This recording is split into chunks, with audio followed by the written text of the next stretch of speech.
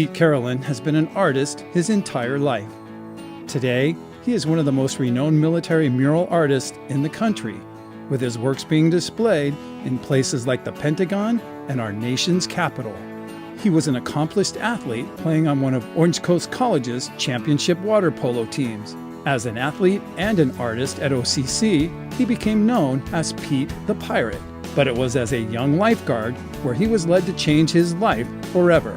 My chief lifeguard, Vince Morehouse, who was the chief of the #1 lifeguard department throughout the whole world, had given me a little bit of encouragement to get into the teams. So the best thing for me, being a swimmer, is underwater demolition teams.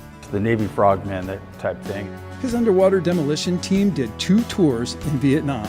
They were decommissioned and became part of the Navy SEALs. Pete left the teams, but would find out you really never leave the SEALs, and he decided to head back to Orange Coast College. Rowed crew as a 25-year-old freshman on the rowing team, and we were very successful there, and I went on to USC to row there as well. Once again, my time to serve came again, and this time they had a SEAL Reserve unit, and I became an instructor, and I worked on the Navy SEAL's highest tech weapon, the Advanced SEAL Delivery System, a manned submarine that launches from the attack host submarine, the nuclear submarine, with a platoon of SEALs. While he was part of the SEAL teams, he had some very exciting and historical adventures, none having more significance than the Apollo 13 recovery mission. The commanding officer chose me to be the head of the swim team to go in and make sure that they were safe. So we did that expeditiously, and it was a success, and it was one of the most memorable occasions. The adventures of local artist Pete the Pirate have created history, saved history, and in so many places today, they preserve history.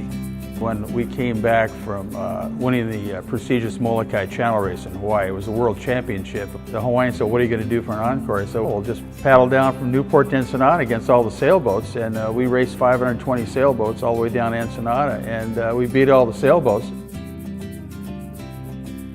One of the most prestigious lifeguard towers in the history of lifeguarding internationally was Tower Zero on the pier.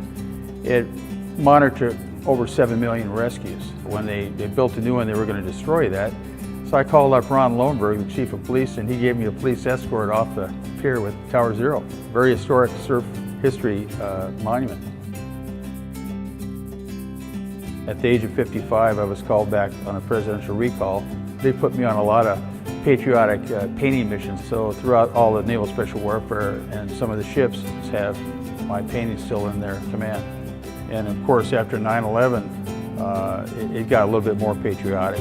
When Costa Mesa Police Lieutenant Vic Bacala made it his mission to refurbish the iconic airplane at Lions Park, he immediately knew who would be the right man for the job.